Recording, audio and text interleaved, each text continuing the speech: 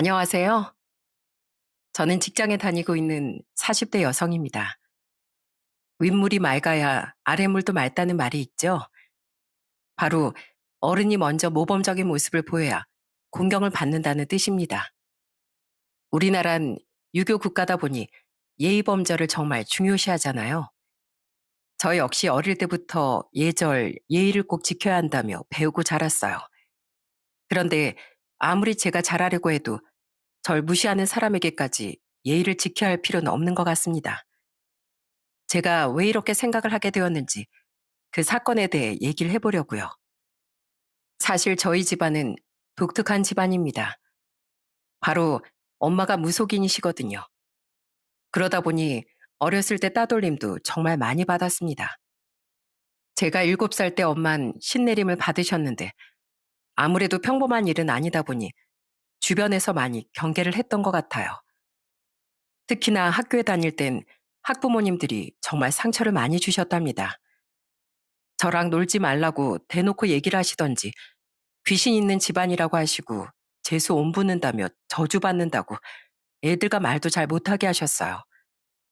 그러다 보니 같이 학교를 다니던 친구들도 저만 지나가면 놀리기 바빴습니다. 야, 니네 엄마 점쟁이라면서? 너 학교에서 이런 말 듣는 것도 니네 엄마가 아니야? 우리 엄마가 그러는데 너랑 말하면 귀신 붙는데 너도 그런 거 보냐? 야, 하지 마. 쟤 운다 울어. 쟤 울어가지고 저주하면 어떡해. 학교에선 이렇게 아무 말 안 하다가 집에 가서 막 저주 퍼부을 수도 있대. 그런 말들을 들으며 어찌나 속상하고 눈물이 나던지 학교 다니면서 정말 많이 울었던 것 같습니다. 그 어린 초등학생이 매일 아침에 눈을 뜨는 게 싫을 정도로 정말 스트레스를 많이 받았어요. 학교에서도 전 거의 외톨이였답니다. 제 교과서가 보이면 재수 없다며 찢어버리기도 하고 의자에다 달걀 껍질을 가지고 와서 그 위에 앉게 하고 이름은커녕 매번 무당딸이라고 불리웠어요. 전 그런 생활이 너무나 지치고 힘들었습니다.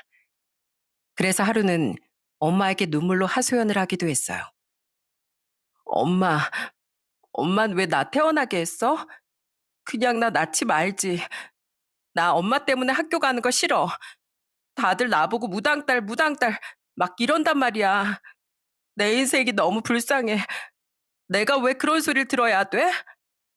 어허, 상아야. 너 엄마한테 그런 소리 하면 안 돼. 어떻게 엄마한테 그런 소리를 해? 엄마한테 빨리 사과해. 얼른.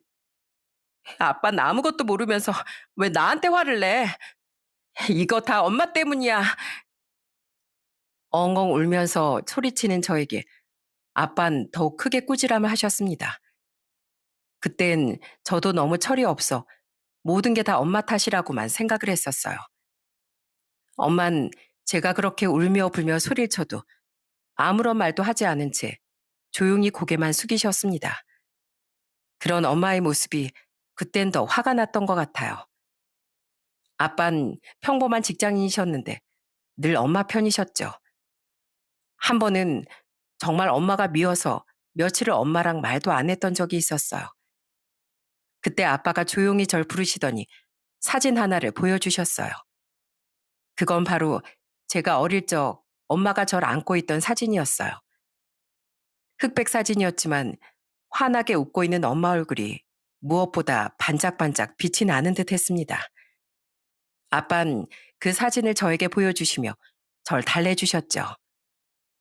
상아야, 엄마가 저 일하는 거 싫으니? 엄마도 어쩔 수 없는 운명이라서 그런 거야. 엄마가 그러지 않으려고 얼마나 노력했는데. 상아도 알지? 너 미숙아로 태어난 거 말이야. 인큐베이터에 들어가 있는 널 어떻게든 살려만 주라고 얼마나 엄마가 빌었는지 알아? 널 얼마나 사랑하고 엄마가 희생했는지 네가 알면 엄마한테 그렇게 못할 거야. 자, 봐봐. 엄마가 그 어린 너한테 뭐라고 했었는지. 아빤 이 말을 하시면서 사진을 돌리셨습니다. 흑백 사진 뒤엔 어린 저에게 남긴 엄마의 편지가 있었어요. 전 그 글을 읽고 나서 정말 펑펑 울었던 것 같아요. 상아야, 내 딸로 태어나줘서 너무 고마워. 우리 상아에게 엄마가 멋진 엄마가 될지 모르겠지만 엄마가 줄 수 있는 모든 사랑을 다 줄게. 우리 상아 앞으로 건강하고 훌륭하게 잘 키워줄게. 엄만 상아한테 모든 걸 다 줘도 아깝지 않아. 이 엄마 목숨보다 더 소중하고 귀중한 우리 딸. 엄마가 끝까지 지켜줄게. 사랑한다. 그 편지를 보고 엄마도 그저 자식을 누구보다 사랑하는 사람이라는 걸 알게 됐습니다. 그 전까지만 하더라도 본인 욕심으로 아이를 낳았다고 생각했었는데 그게 아니라 그동안 모든 걸 내려놓을 수 있을 정도로 자기 자신보다 더 소중한 절 낳았던 거더라고요. 그때부터 전 조금씩 엄마를 이해하게 되었습니다. 중학교에 들어가면서부턴 친구들이 아무리 놀려도 신경도 안 쓰고 무시할 수 있었어요. 친구도 없었지만 그래도 전 외롭지 않았습니다. 바로 저에겐 누구보다 제 편이 되어주는 엄마 아빠가 있었기 때문이었어요. 특히나 엄만 바쁜 와중에도 저와 보내는 시간을 늘 소중하게 생각하셨는데요. 주말이면 저 어떻게든 한 시간이라도 시간을 보내시려고 하셨답니다. 그렇게 저희 가족들은 시간이 지날수록 더욱 돈독해지고 행복하게 잘 지냈습니다. 사실 고등학교를 졸업하면서 성적이 그다지 좋은 편은 아니라 좋은 대학에 입학을 하지 못했어요. 대신 남동생은 저와 다르게 공부를 잘했고 교대에 들어가 초등학교 선생님이 되었습니다. 저와 남동생이 성인이 되고 나서 부모님이 딱 한 가지 바라는 게 있었는데요. 좋은 사람을 만나 행복한 가정을 꾸리는 것이었어요. 사실 주변에서 평범한 집안은 아니었기 때문에 엄만 걱정이 유난히 많으셨어요. 저 역시 성인이 되어 연애를 하면서 종종 엄마 직업을 남자친구에게 말을 한 적이 있었는데 반응이 좋지 않을 때가 많았습니다. 그러다 보니 결혼에 대해선 크게 생각을 하지 않았던 것 같아요. 그런 저에게 운명적인 만남이 찾아오게 되었습니다. 제가 31살 때 그날 제 유일한 친구가 생일 파티를 한다고 해서 초대를 받아 가게 됐는데요. 그곳에서 친구의 남자친구가 친구를 데리고 왔는데 바로 그 사람이 지금의 남편이에요. 진짜 지금 생각해도 이런 게 운명이구나 싶을 정도로 아주 물 흐르듯이 서로에게 호감이 생겼던 거였어요.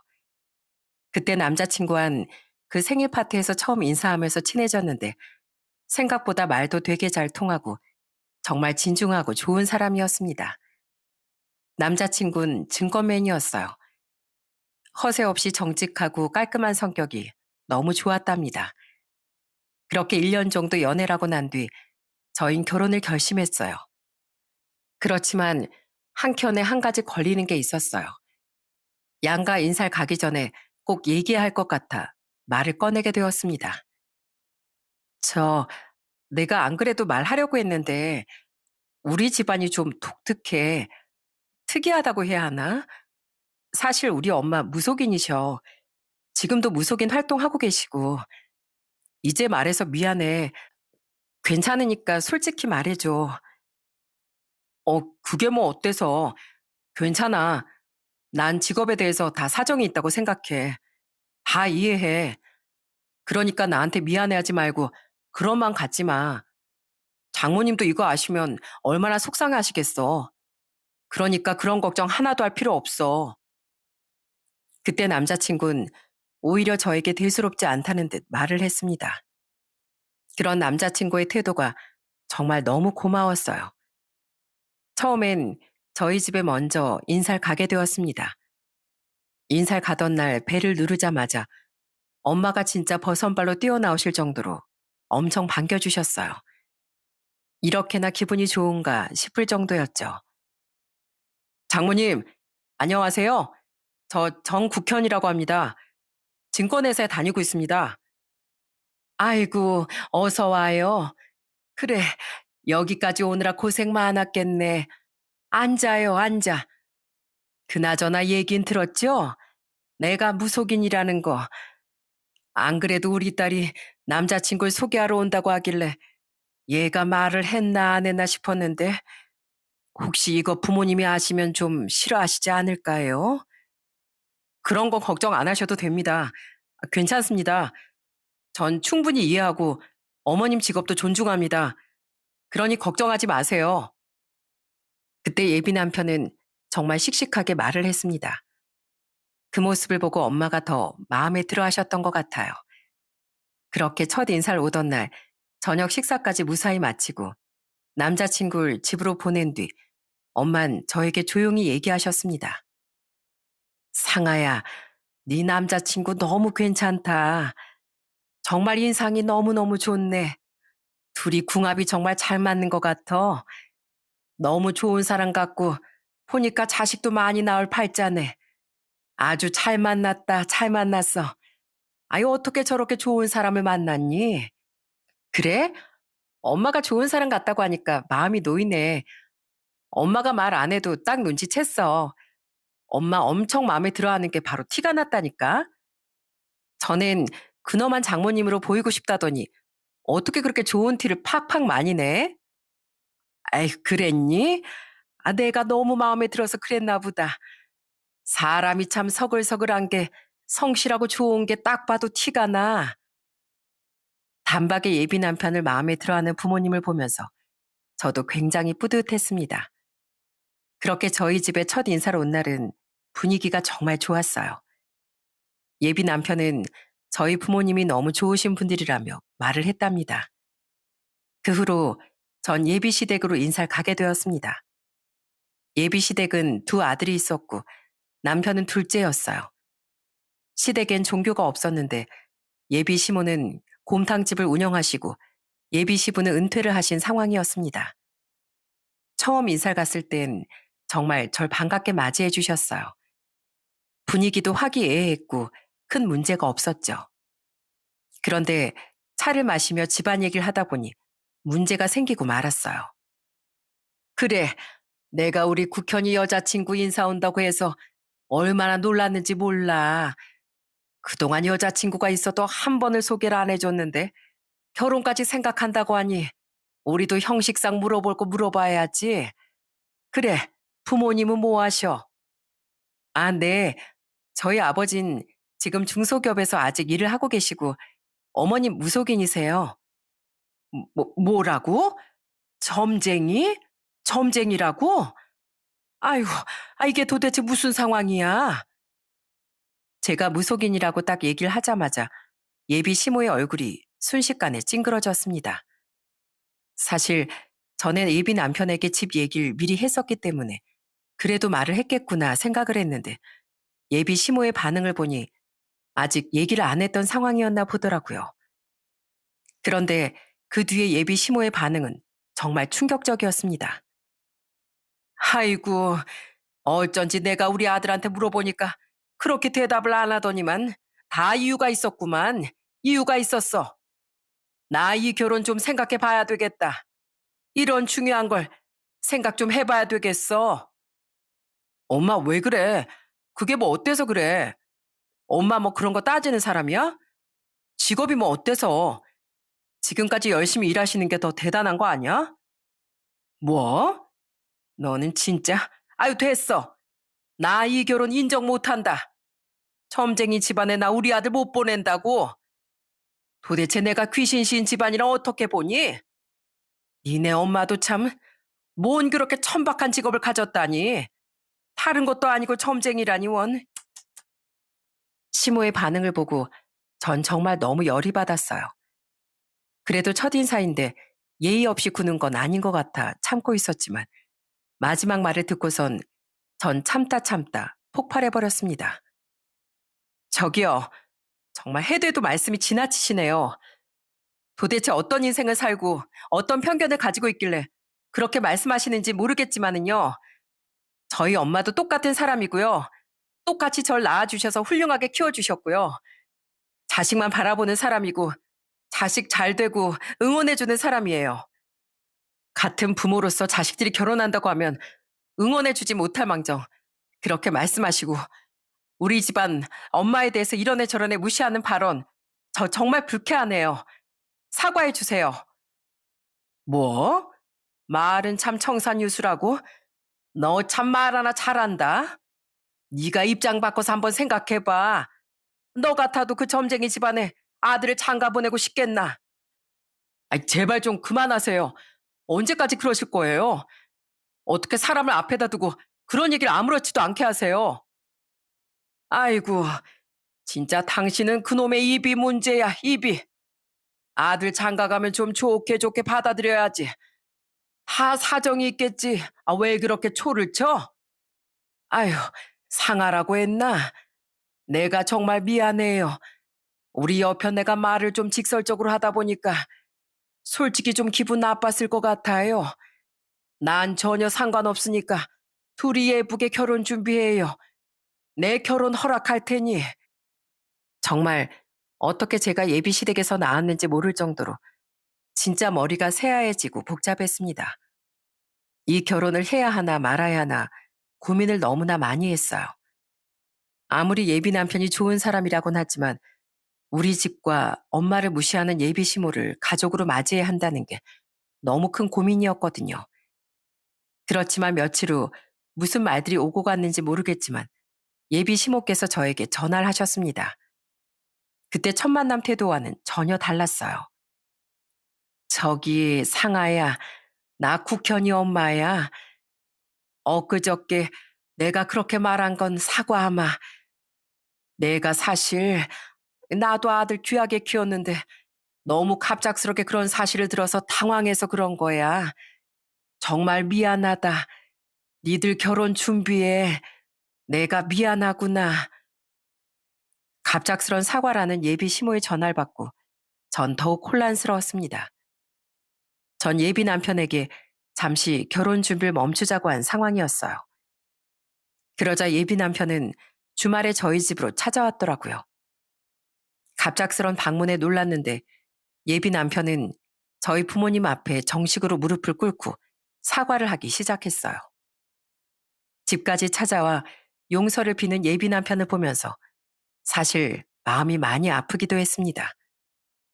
저렇게 좋은 사람인데 정말 결혼을 하지 말아야 하는 걸까 하는 생각이 들었어요.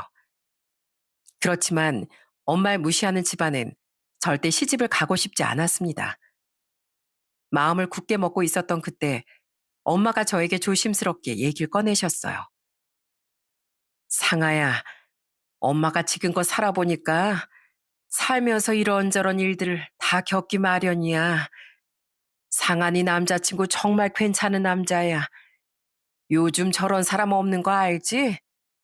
엄만 무슨 일이 있었던지 결혼 찬성이야. 다른 사람 다 필요 없고 너희 둘이서만 잘 살면 돼. 아무것도 신경 쓰지 말고 네 마음 가는 대로 행동해라. 엄만 괜찮아. 너만 행복하다면 그걸로 이 엄만 괜찮어. 그날 엄만 제 등을 토닥토닥 두드려 주시며 위로를 해주셨습니다. 엄만 결혼을 꼭 해야 한다며 좋은 사람을 놓치지 말았으면 좋겠다고 조언해 주셨어요. 그날 이후로도 예비 남편과 부모님은 절 많이 설득하셨고 그렇게 전 결혼을 다시 결심하게 되었습니다. 결혼을 할 때 저희 두 사람이 꾸준히 일을 오래 했기 때문에 모은 돈과 대출을 받아서 신혼집을 얻을 수 있었어요. 화려하고 크게 시작을 한 건 아니었지만 저희 두 사람의 힘으로 가정을 꾸려나간다는 게 참 뿌듯하고 좋았습니다. 그렇게 결혼을 하고 나서 전 바로 임신을 해 아들을 낳았고 그 다음에 둘째, 셋째 딸까지 낳게 되었죠. 저희 가족은 정말 단란하고 행복했습니다. 자식도 셋이나 낳으니 하루하루가 북적북적 행복하고 좋았어요. 그런데 단 한 명만 끼면 제 속이 뒤집어지고 스트레스를 받곤 했습니다. 그 사람은 바로 제 시모였죠. 시몬 아이를 낳을 때마다 저에게 별의 별소리를 다 했었는데요. 특히나 제가 애를 낳고 다시 육아휴직을 하는 게 굉장히 불만이었던 것 같습니다. 하루는 저한테 돈돈거리며 선을 넘는 요구까지 하시더라고요. 예, 너인 경제권 누가 관리하니? 경제권이요? 제가 관리하죠. 뭐 어차피 어디에 어떻게 쓰는진 다 서로 공유하니까. 근데 그건 왜요? 아유, 내가 부해가 나가지고 못 살겠다. 너 솔직히 일하기 싫어서 우리 아들 부려먹으려고 애 낳고 있는 거지? 너 돈 얼마씩 쓰는지 나한테 영수증 첨부해서 좀 보내봐라. 매달 매달 꼭 좀 보내. 어?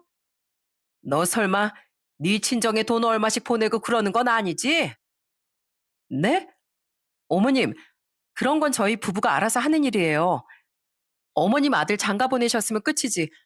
제가 그런 것까지 다 말씀드려야 돼요? 아니, 부모로서 궁금해할 수도 있는 거지. 뭘 그러니?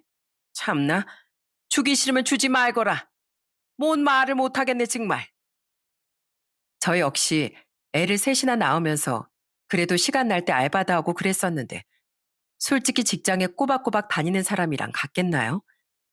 애들이 어리기 때문에 뭘 꼼짝할 수도 없었는데 그걸 논팽이 취급을 하니 정말 너무 열이 받더라고요. 거기다가 아들 돈 뜯어먹고 띵가띵가 노는 사람이라고 생각하니까 너무나 제 속이 터졌습니다. 이것뿐만이 아니었어요. 남편이 결혼 초반엔 원래 90kg 정도가 나갔었는데요. 그러다 건강검진을 받았더니 콜레스테롤 수치며 간 수치도 높고 혈압도 높고 중성지방도 많다는 결과를 받았어요. 그래서 애들도 셋이나 낳았으니 남편이 건강을 챙겨야 할 것 같다며 헬스장도 열심히 다니고 테니스도 배우며 운동하면서 75kg까지 뺐거든요. 주변에선 오히려 살을 빼니까 건강해진 것 같다며 마누라 잘 만나서 건강해졌다고 칭찬 일색이었는데 심은 그걸로 또 꼬투리를 잡더라고요. 아유, 내가 다 키워놓은 걸 어떻게 너한테 장가 보냈더니만 말라깽이가 됐어. 넌 도대체 어떻게 우리 아들 식사를 챙기길래 이렇게 우리 아들 살이 많이 빠지니? 너 안 되겠다. 오늘부터 아침 저녁 차린 거 그거 나한테 사진으로 찍어서 보내. 메뉴가 뭔지 내가 한번 볼 테니까. 고기 반찬 하나도 안 차려주는 거 아니야? 어머님, 남편 저대로 있다간 당뇨에 고혈압에 쓰러져서 어머님보다 일찍 갈 수도 있대요. 그래서 겨우겨우 운동해서 살 뺀 건데 지금 무슨 소리 하시는 거예요? 주변에서도 오히려 그렇게 빼고 나니까 더 건강하고 좋아 보인다는데 어머니만 지금 딴소리 하시는 거잖아요. 건강하긴 뭐가 건강해 보여? 아, 저렇게 말라깽이가 됐는데 네가 일부러 굶기는 거 아니야? 엄마, 나 예전에 완전 지방 덩어리였어. 저 사람 아니었으면 나 이렇게 살 못 뺐다니까. 음식도 건강식으로 얼마나 잘 차려주는데 지금 누구한테 뭐라고 하고 있는 거야? 사실 시모가 이럴 때마다 남편이 중간에서 중재를 정말 많이 해주고 제 편도 많이 들어줬지만 시모는 아무리 남편이 옆에서 뭐라고 하던지 말던지 본인 하고 싶은 얘기를 저한테 와다다 쏟아놓곤 했습니다. 그러다 보니 저희도 시간이 지나면서 서로 정말 많이 지쳐갔던 것 같아요. 워낙 시모 성격이 드세다 보니 시부고 남편이고 어느 순간부턴 그냥 귀를 닫고 무시를 해버리더라고요. 옆에서 말리던 사람들도 하나씩 사라지니 시모는 아주 기세등등하게 점점 더 노골적으로 절 괴롭히기 시작했습니다. 저 역시 가만히 있었던 건 아니지만 정말 스트레스를 많이 받았어요. 그러다가 옆에서 절 많이 응원해 준 사람이 생겼습니다. 그건 바로 형님이었어요. 형님은 제가 결혼하고 2년 뒤에 시숙과 결혼을 했는데요.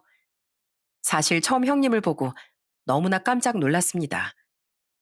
그냥 딱 봐도 잘 사는 집 자식이라는 게 티가 날 정도로 얼굴에 귀티가 번쩍번쩍 흐르고 옷도 다 명품에 고급스럽게 입고 왔거든요. 그냥 여자가 봐도 되게 예쁜 얼굴이었어요. 거기다가 성격은 나긋나긋하면서 강단 있어 보여서 시모도 형님한텐 꼼짝을 못 하시더라고요. 시숙은 대기업 연구원이셨고 형님은 건물주 딸이었는데 직장도 좋은 곳에 다녔습니다. 처음에 형님을 만나고서 사실 전 좀 부담이 됐었어요. 아무래도 능력이며 생김새며 차이가 좀 있으니까 제 자존감도 많이 떨어졌었죠. 그런데 제 예상과는 다르게 형님은 너무나 좋으신 분이었어요. 처음 인사를 할 때도 저에게 누구보다 친절하셨어요. 안녕하세요. 전 이 집안 둘째 며느리 김상아라고 해요. 아, 안녕하세요. 앞으로 제 동서 되실 분이구나. 저는 박영주라고 해요. 이렇게 만나서 반가워요. 이제 우리가 형님 동서 사이로 지내야 될 것 같은데 우리 앞으로 잘 지내봐요. 제가 아직 뭐 제사나 명절 음식이나 이런 걸 잘 몰라서 우리 동서분한테 제가 많이 배울게요. 첫 만남부터 형님은 절 존중해주고 위해주셨습니다. 누군간 가족이지만 가족 같지 않은 사이가 형님 동서 사이라고 하던데 전 오히려 시댁에서 누구보다 가까운 사람이었어요. 형님이 사는 곳과 제가 사는 곳이 서울에서 차로 20분 거리였는데 시댁은 경기도권이라 집에서 1시간 거리였거든요. 그러다 보니 형님과 둘이서 만나는 일도 많았고 저희는 참 잘 맞았습니다. 형님이 시집 오셨을 때가 제가 둘째를 임신했을 때였는데요. 둘째 출산을 앞두고 형님이 어느 날 전화가 오신 적이 있었어요. 동서, 오늘 혹시 시간 어때? 나랑 좀 어디 갈 데가 있는데 시간 되면 잠깐 만날래? 내가 주소 보내줄게. 여기로 오면 돼. 형님은 저에게 잠시 만나자며 연락을 해왔더라고요. 그래서 보내준 주소를 봤더니 백화점이더군요. 백화점에서 뭔가 살 게 있는데 고민돼서 절 데리고 가려나 싶어서 가보게 됐는데 전 정말 그날 깜짝 놀랐습니다. 바로 그날 형님이 애기용품들을 엄청 사주셨거든요. 특히나 정말 고급스럽다는 몇백짜리 하는 유모차를 저에게 선물로 해주셨어요.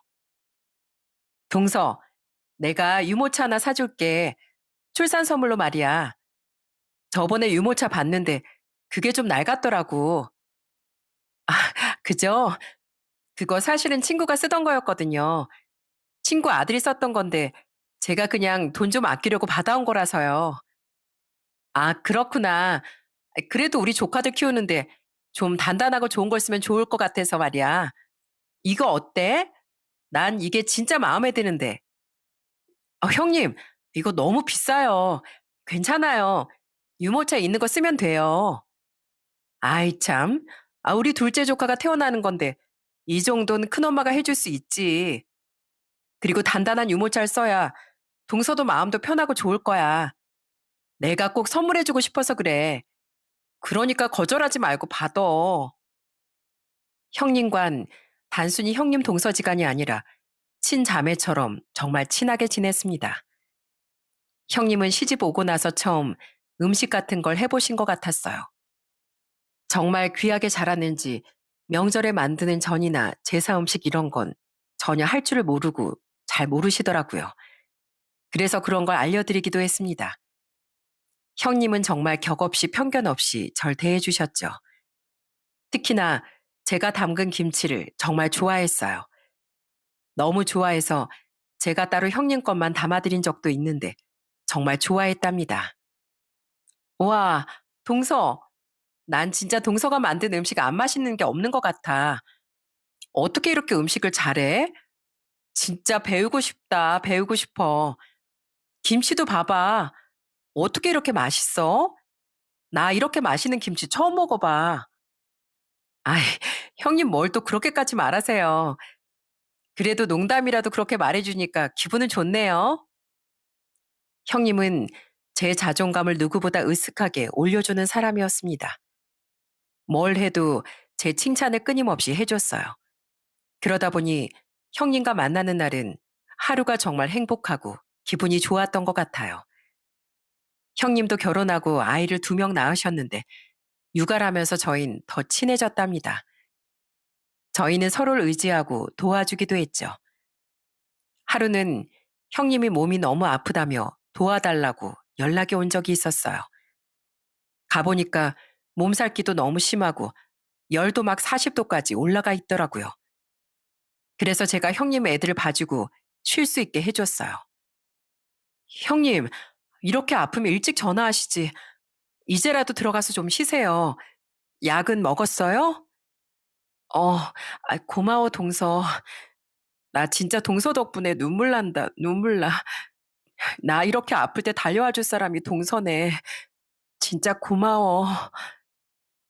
제가 아플 때도 저희 집으로 와 애들과 놀아주기도 하고 아이들이 거의 다 또래라 서로서로 만나 놀면서 그렇게 육아동지로 잘 지냈습니다. 어릴 때부터 친구가 많았던 편은 아니라 이렇게 누군가 마음 편하게 이야기할 수 있다는 것만으로도 정말 행복했어요. 그런데 이걸 또 시기 질투하는 사람이 있더라고요. 그건 바로 시모였습니다. 한 번은 저희가 그렇게 잘 지내는 게 꼴보기 싫었는지 대놓고 저한테 뭐라고 하시더라고요. 그런데 형님한텐 말도 못하시고 괜히 저한테 뭐라고 하셨죠. 이해, 너네 맨날 둘이서만 백화점 가고 너희 둘이만 그렇게 다니는 거 너무하는 거 아니냐? 난 뭐 이 집안 여자도 아니야? 네? 아니, 그게 아니고요. 저흰 가까이 살아서 이렇게 자주 만나는 거잖아요. 그건 그렇고 둘째 너, 그 위에 옷은 못 보던 거다.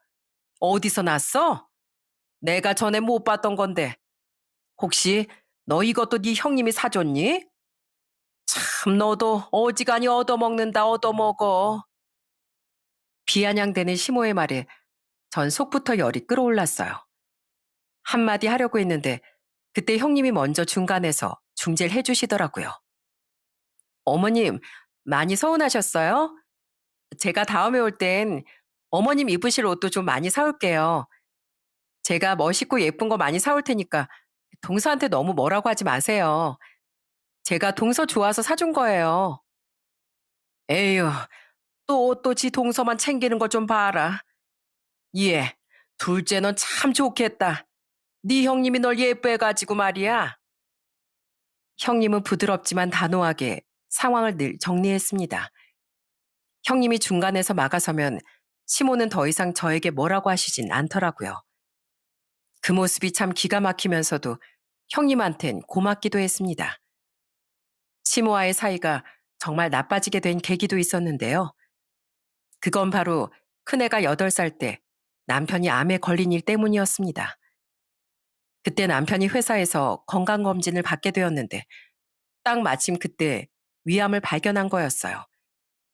천만 다행으로 위암 일기라 빨리 수술을 받고 치료해서 다시 건강하게 직장에 다닐 수 있었지만 암에 걸린 게 시모는 다 제 탓이라고 하셨죠. 아이고, 네가 우리 집에 시집 와서 이런 거야? 어? 우리 집안에 암 걸린 사람이 한 명도 없는데 어떻게 우리 아들이 암이 걸렸겠니? 하여튼 간에 무속인 집안하고 사돈 맺는 집안이 어디 있어? 그런 집안과 사돈을 맺어가지고 우리 아들이 암이 걸린 거지. 너 이거 어떻게 책임질 거야? 어머님, 대체 지금 무슨 소리 하시는 거예요? 암이 어떻게 저랑 결혼했다고 걸려요? 저랑 무슨 수십 년을 산 것도 아니고 저도 정말 속상해요, 속상해. 근데 저한테 그런 소리까지 하셔야 되겠어요? 아니, 그전까진 건강하던 애가 왜 갑자기 암에 걸리냐고. 달라진 거라고 너랑 결혼한 것밖에 더 있니? 안 그래도 영 찝찝했는데 네가 무속인 딸이니까 그런 거지. 그럼 뭐가 더 있어? 네? 말이 되는 소리 좀 하세요. 어떻게 그런 소리 하시냐고요. 남편 그리고 위암 일기고 치료받고 그러면 나을 수 있다는데 어떻게 다행이라고 위로는 못 해줄 망정 사람한테 상처만 주세요? 그날의 대화로 저와 시모의 갈등은 더 깊어졌습니다.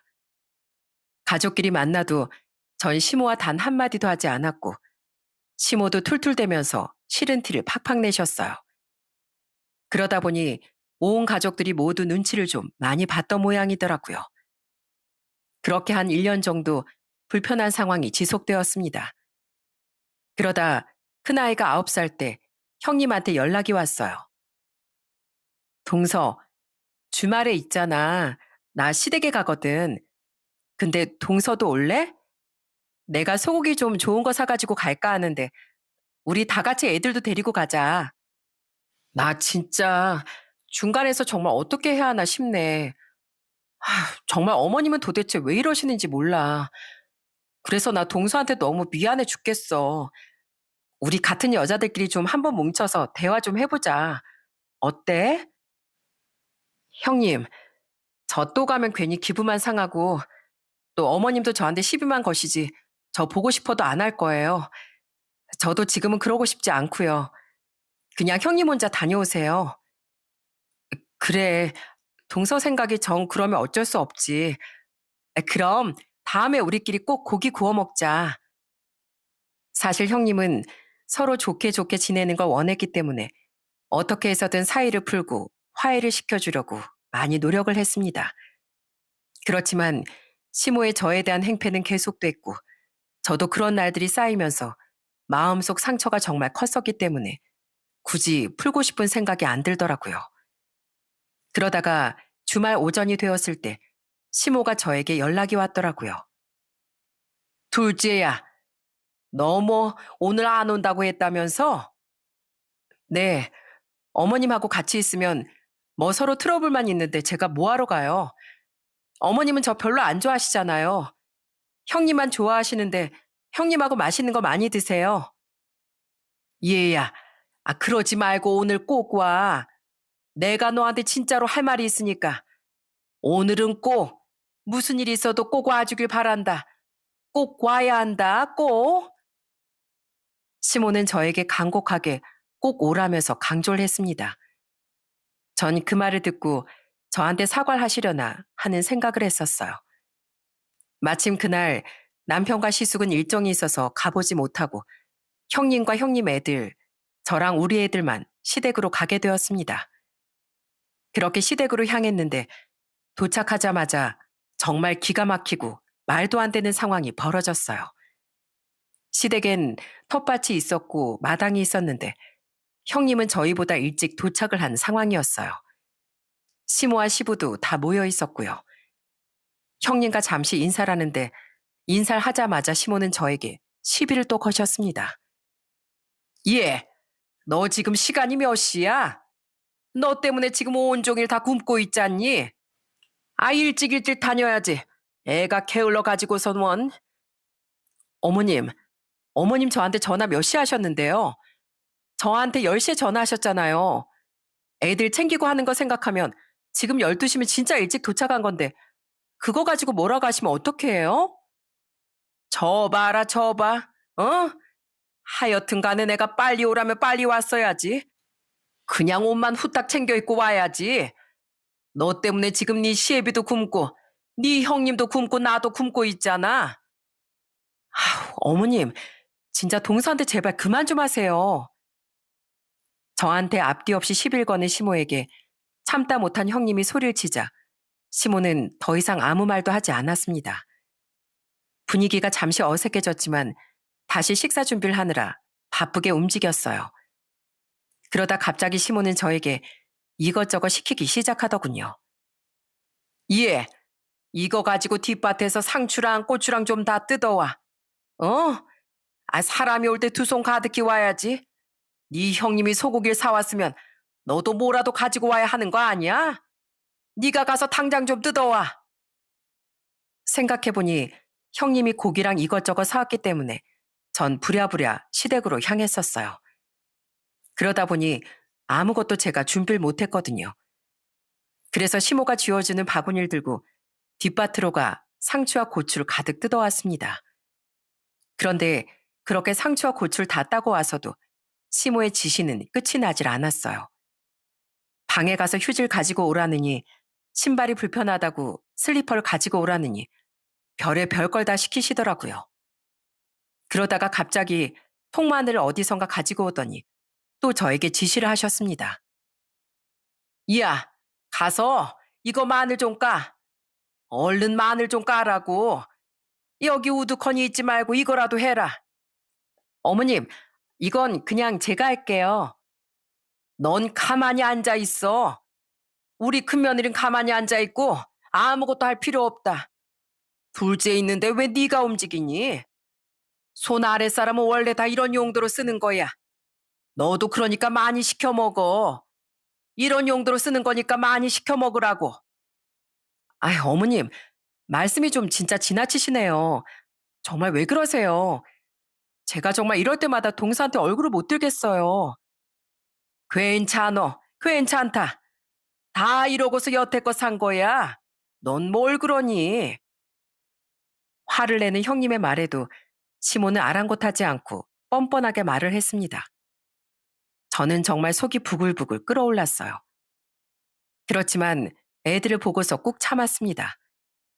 애들이 다 지켜보고 있었을 뿐 아니라 큰아들이 제 손을 꽉 잡고 있었거든요. 엄마가 참으라는 그런 제스처였죠. 그래서 전 꾹꾹 화를 눌러 담고서 밥 먹을 준비가 다 되고 소고기를 먹으려고 했습니다.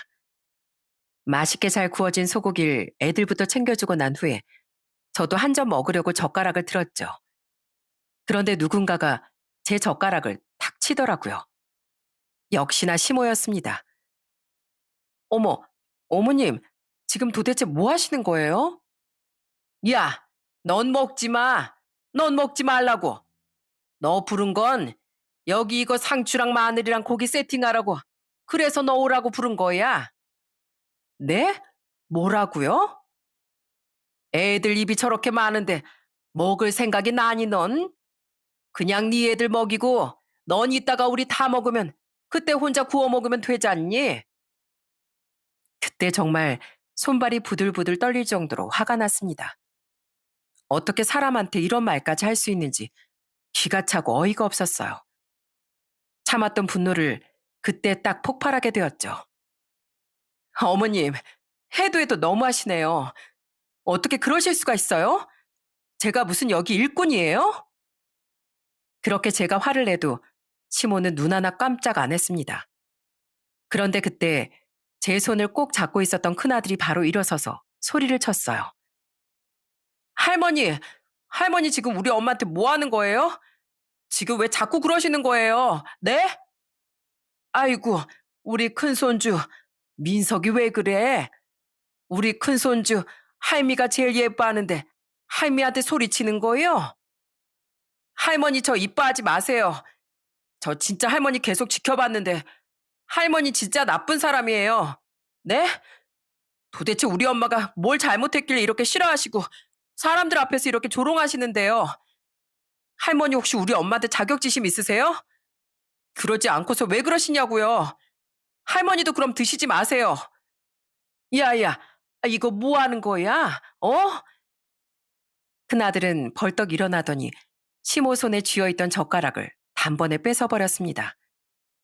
갑작스런 큰아들의 행동에 거기 있던 사람들 모두 놀랐어요. 특히나 시모는 너무나 당황스러워했습니다. 이어서 하는 큰아들의 말을 듣고 전 속에서 웃음이 절로 나오더라고요. 할머니는 오늘 뭐 하셨어요? 큰엄만 소고기 사왔고 우리 엄마가 상추며 고추, 마늘, 음식 준비까지 다 했잖아요. 근데 할머니 뭐 했어요? 오늘 아무것도 안 하고 앉아 있었으면서 우리 선생님이 그랬는데 일하지 않는 자 먹지도 말래요. 할머니 먹을 자격도 없어요. 아이고, 야, 줘. 아이, 젓가락 주라니까. 할머니 먹지 마시라고요. 엄마, 이거 드세요. 그때 아들이 제 입으로 소고기를 딱 넣어줬습니다. 그때 시부가 박수를 치더니만 크게 웃으시더라고요.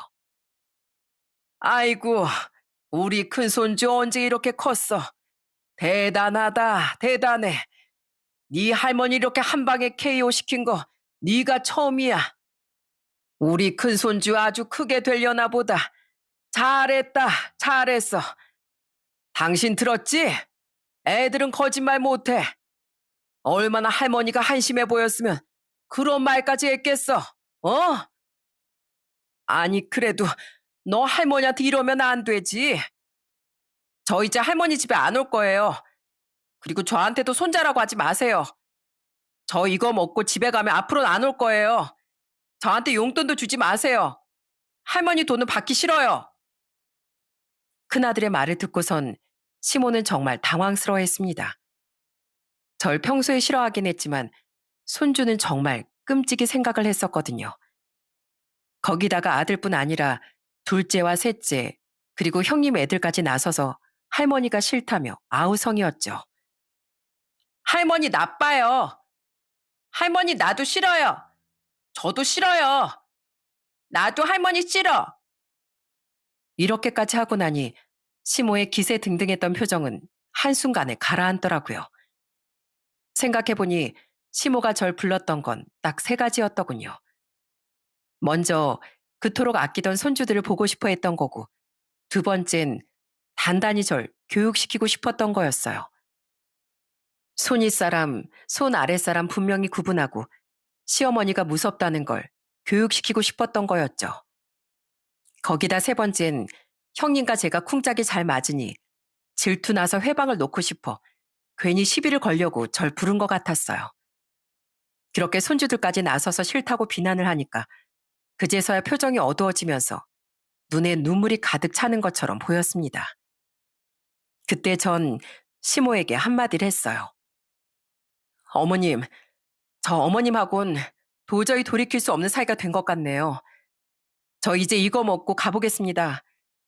정말 애들 앞에서 할 말이 있고 안 할 말이 있는데 어떻게 애들 앞에서까지 절 이렇게 대하시나요? 이렇게 하셨다는 건 절 더 이상 며느리를 생각 안 하시는 줄 알고 저 그만하겠습니다. 앞으로 어머님을 제가 대우해드리지 않겠다고요. 그렇게 전 애들 밥만 먹이고서 바로 서울로 올라왔습니다. 그 이후엔 어떻게 됐는지 아시나요? 제가 시댁에 안 가니 형님도 시댁에 안 갔다고 하더라고요. 형님은 정말 좋은 사람이지만 옳고 그름이 확실한 사람이었거든요. 형님이 신경 써서 시간 내서 저와 시모를 어떻게든 풀어보려고 일부러 만든 자리였는데 오히려 시모가 그렇게 초를 쳐버렸으니 형님도 시모에게 굉장히 큰 실망을 하셨던 거죠. 그래서 시모가 이후에 오라고 연락을 해도 가지 않았다고 했어요. 그러니까 시모는 그게 다 저 때문이라고 처음엔 의심을 하더라고요. 네가 형님한테 말해서 시댁 가지 말라고 했지? 그래서 애들이 내 전화도 다 무시하고 안 오는 거지? 그랬지? 어머님, 혹시 의심병 있으세요? 저 때문이 아니고 어머님이 그렇게 행동하니까 형님도 그러시는 거 아닐까요? 전 최대한 그 자리에 갔던 건 어머님과 대화를 해서 좀 풀 생각으로 간 거였어요. 형님 입장에 난처하니까 우리 가족들이 눈치를 많이 보니까 그래서 그런 거였다고요. 근데 끝까지 저한테 이렇게 말하시네요. 전 더 이상 할 얘기 없습니다. 앞으로 연락하지 마세요. 전 그렇게 전화를 끊어버렸습니다. 시간이 더 지나니 뭔가 한참 잘못됐다는 걸 그제서야 느끼셨던 것 같아요. 나중엔 시모가 저한테 전화가 와서 하소연을 하시더라고요. 아이고, 얘야, 너 이제 시댁에 좀 오면 안 되겠니? 나 우리 손주들이 너무 보고 싶구나. 너도 우리 손주들 안 데려오고, 큰애도 손주들 안 데려오고, 아들들은 나한테만 막 뭐라고 하고, 다 이 엄마 때문이라고 하는데, 나 외로워서 못 살겠다. 내가 미안하구나. 정말 미안해. 이제 와서 그런 소리 하시면 제가 네, 그럴게요. 할 줄 아셨어요? 저 다시 시댁 갈 생각 없어요. 애들도 더 이상 할머니 보고 싶어 하지 않고요. 가기 싫대요. 그러니까 저한테 얘기하지 마세요. 이거 다 어머님이 만드신 거예요. 제가 이런 게 아니라 어머님이 이렇게 만드신 거라고요. 아휴, 미안하다. 정말 미안하구나. 시모는 저에게 눈물로 사과를 하셨지만 전 이게 진심인지조차 느껴지지 않았습니다. 그간 상처가 너무 커서 그런지 시모를 용서할 마음은 안 들더라고요. 그렇게 전 지금까지 시댁엔 가고 있지 않습니다. 애들도 그때 충격이 컸는지 할머니를 보고 싶어 하지 않더라고요. 남편도 그동안 외면해서 미안하다며 저에게 사과를 했습니다. 시모와는 더 이상 만나지 않지만 형님과는 종종 만나 여전히 친하게 지내고 있어요. 형님네 아이들과 저희 애들이 다 같이 모여서 캠핑도 가기도 하고 신나게 놀러 다니기도 한답니다. 방학이면 같이 모여 여행 계획을 세우기도 해요. 동서, 우리 이번엔 애들 재우고 우리끼리 꼭 한잔하자. 우리 맨날 애들 재우느라고 같이 잠들어서 한 잔도 못하고 오잖아. 그저 우리 맨날 아쉬운 게 그거였어. 이번에 꾹 잠 참아가지고 둘이서 한잔 해요. 남편들이 애들 재우라고 하고요. 그래, 그래. 아이, 동서 진짜 나랑 마음이 참 잘 맞는다니까. 나중에 우리 애들도 놓고 둘이서 놀러 가자. 아, 빨리 애들 좀 컸으면 좋겠다. 그렇게 전 잘 지내고 있습니다. 시모는 여전히 손주들이 보고 싶다며 눈물바람이지만 시부고 남편이고 시숙이고 모두 시모의 눈물을 쳐다도 보지 않는다고 하더라고요. 그래도 시부와는 따로 밖에서 만나면서 종종 보고 있답니다. 저희 친정 부모님도 건강하게 잘 지내고 계세요. 엄마가 결혼하면 좋은 인연들이 많이 생길 거라고 하셨는데 아마 형님과의 인연을 얘기했던 게 아닌가 싶습니다. 남동생도 얼마 전 결혼을 해서 새 가정을 꾸리고 모두들 잘 지내고 있어요. 앞으로도 저희 소중한 가족들을 늘 귀중하게 생각하면서 지내려고 합니다. 인과응보라고 하죠. 사람이 못된 마음을 먹으면 그 독이 본인에게 돌아온다는 사실을 꼭 알고 있어야 할 것 같습니다. 날이 참 쌀쌀하고 추워졌어요. 특히나 비라도 내리면 이런 날은 빙판길이 되기 십상인데요. 늘 길거리 걸을 때도 겨울철엔 항상 조심해서 걸어야 할 것 같습니다. 그럼 전 이만 제 사연을 마치겠습니다. 들어주셔서 감사합니다.